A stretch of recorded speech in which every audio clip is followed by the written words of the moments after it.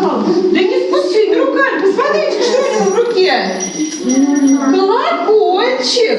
А мы, Зайка, тоже умеем играть на музыкальных инструментах. А Заинька еще вам не показала, как Ой, он умеет.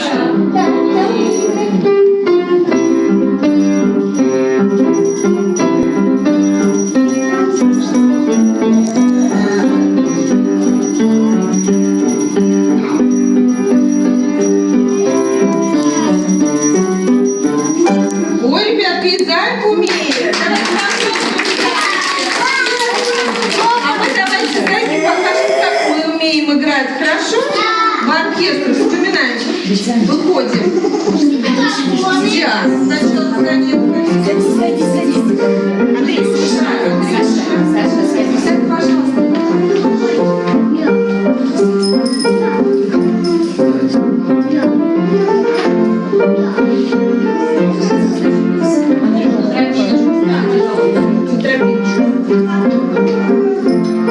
Выходим, следующий.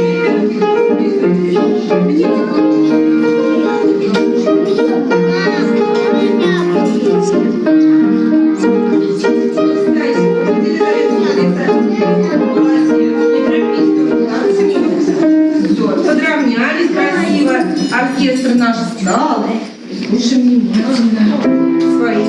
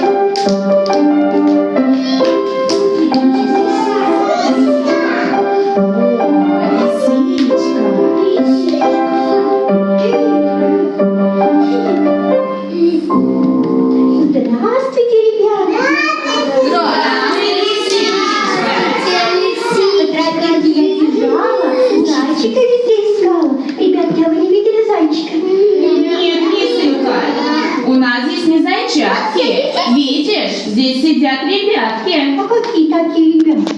Хорошие. А что вы тут делаете, хорошие ребятки? А мы по лесу гуляем, листочки собираем. И хочешь, сейчас мы про них стихи прочитаем? Хочу. Андрюша, выходи. Нет.